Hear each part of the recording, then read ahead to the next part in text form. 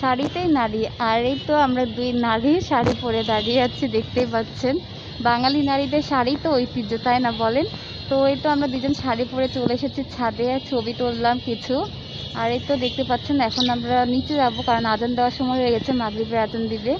তো এটা হচ্ছে আপনি কেমন লাগছে বলো শাড়ি পরে? সুন্দরই লাগছে, কারণ শাড়িতেই নারী, এটা সবাই বলে। আর আজকে বাতাস হচ্ছে, রোদও কম ছিল। আজকে গরম আসছে কিন্তু রোদটা কম ছিল, মনে হচ্ছে বৃষ্টি হবে, যেহেতু আবহাওয়াতেও বলেছে যে 4 তারিখ 5 তারিখ বৃষ্টি হবে। তো দেখা যাক কার কার ওখানে বৃষ্টি হচ্ছে, অবশ্যই কমেন্ট করে জানাবেন। আর হ্যাঁ, সিলেটে তো প্রত্যেক দিনই বৃষ্টি হচ্ছে, শুনতেছি সিলেটের মানুষদের জন্য কপাল খুলে গেছে। আর আমরা মনে হয় পাপ বেশি করছি, এর জন্য আমাদের দিকে বৃষ্টি হয় না।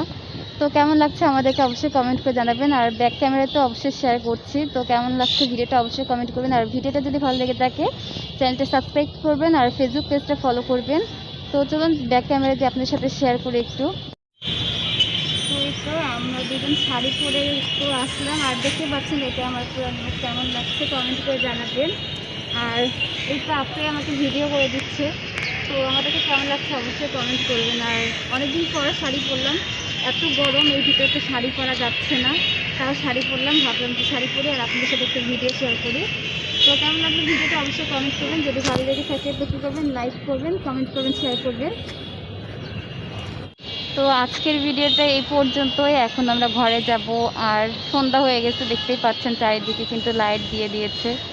ক্যামেরাতে বোঝা যাচ্ছে কিনা আমি জানি না, কিন্তু এই তো এখন অন্ধকার হয়ে যাবে। কেমন লাগছে সেটা বলবেন আপনারা কমেন্ট সেকশনে।